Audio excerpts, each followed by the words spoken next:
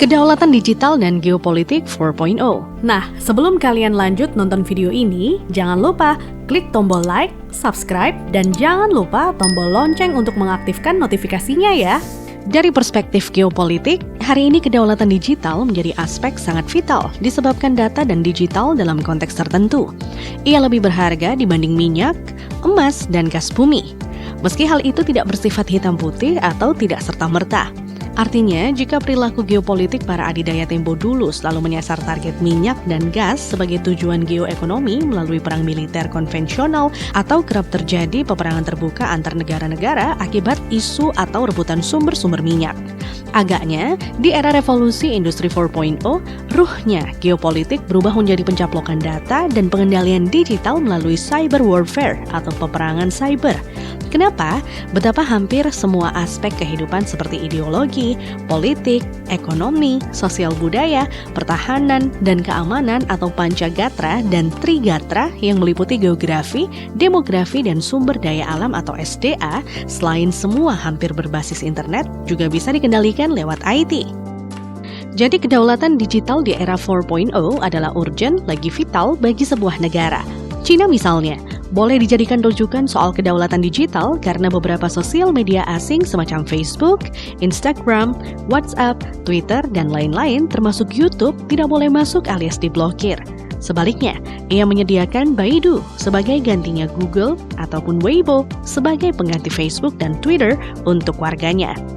Terkait uraian di atas, retorikanya adalah apakah doktrin Henry Kissinger, control oil and your control nation, control food and your control the peoples, sudah dianggap masa lalu dan basi? Tidak juga, sudah diingatkan di atas, itu tidak serta-merta.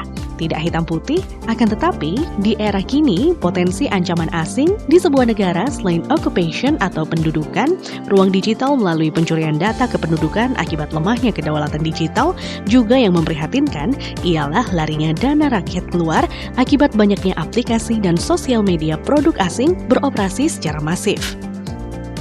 Mencermati konstelasi dunia digital hari ini, kita teringat ujaran leluhur tempo dulu, ngeluruk tanpa polo, atau istilah kerennya diplomasi atau occupation without troops. Tampaknya hal tersebut kini nyata terjadi. Dan tidak boleh dipungkiri, Cina merupakan salah satu rujukan negara yang memiliki kedaulatan digital relatif optimal. Sesuai judul, kini beralih ke geopolitik 4.0, meski hanya sekilas. Iya, geopolitik adalah ilmu negara, kata Friedrich Ratzel, Science of the State. Geopolitik adalah kebijakan negara atau bangsa sesuai posisi geografisnya. Itu singkat definisi menurut KBBI 2001. Iya, inti geopolitik adalah dimensi atau teori ruang, living space atau Lebensraum. Kendati ada dimensi lain seperti dimensi frontier, contohnya, atau politik kekuatan, serta dimensi keamanan negara dan bangsa. Terkait judul di atas, fokus bahasan hanya pada teori ruang atau Lebensraum saja, sedang teori lainnya nanti sekilas dibahas untuk sekedar menyambungkan materi bahasan. Manusia butuh negara dan negara butuh ruang hidup. Konsep lama geopolitik tentang penguasaan ruang melalui penggunaan kekuatan atau power concept, baik kekuatan senjata atau militer maupun nirmiliter atau sosial. Dan pengaruh kemajuan iptek telah menjadikan dunia terasa sempit dan hampir tanpa batas. Nah, pada konsep geopolitik lama ini, iptek dengan segala kecanggihannya ternyata hanya dianggap faktor yang berpengaruh belaka, bukan sebagai senjata dalam penguasaan ruang. Akan tetapi, di era 4.0 ini, tampaknya iptek dalam hal ini IT justru menjadi senjata utama daripada senjata militer dan nirmiliter atau sosial. Teori ruang mengajarkan bagaimana bangsa-bangsa di dunia mencoba tumbuh dan berkembang dalam upaya mempertahankan kehidupannya.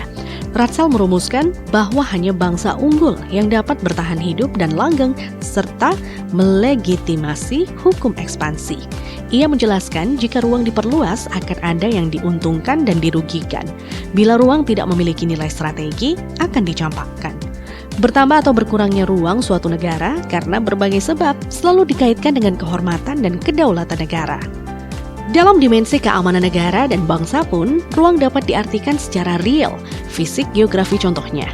Namun, ruang dapat juga diartikan secara semu atau non-fisik seperti dunia maya, cyberspace, dan atau kedaulatan digital. Inilah ruang baru di era 4.0 yang mutlak harus dikelola oleh negara. Kenapa? Bahwa di era 5.0 nantinya, dominasi dan peran IT serta dunia cyber bakal semakin vital lagi urgent. Jika tidak, maka dunia digital Indonesia bakal menjadi lahan empuk bagi aplikasi dan media sosial asing punya yang beroperasi di ruang cyber kita. Alipay misalnya, atau WeChat, Facebook, Instagram, dan lain-lain adalah contoh masuknya unsur asing dan pendudukan terhadap wilayah cyber kita. Sedang rakyat hanya menonton atas larinya dana rakyat keluar tanpa bisa berbuat apa-apa karena ketiadaan kedaulatan digital. Inilah yang kini terjadi di depan mata. Akhirnya, tibalah pada sumir simpulan dan rekomendasi tulisan sederhana ini, antara lain yaitu, pertama, bahwa ruang sebagai inti geopolitik di era 4.0 adalah cyberspace, dunia maya, dan atau dunia digital. Artinya, perlu disegerakan proses UU Cyber yang merupakan induk regulator dalam hal kedaulatan cyber di Indonesia. Mengapa? Karena berkurang atau bertambahnya ruang cyber oleh berbagai sebab selalu dikaitkan dengan kehormatan dan kedaulatan negara. Kedua, Lemhanas, Republik Indonesia selaku think tank negara dan atau presiden harus segera mengkonsep dan merumuskan apa yang kelak disebut dengan istilah geopolitik 4.0, geostrategi 4.0, dan geoekonomi 4.0 melalui analogi serta inovasi konsep geopolitik yang sudah ada. Demikianlah adanya. Demikian sebaiknya. Thanks to watching.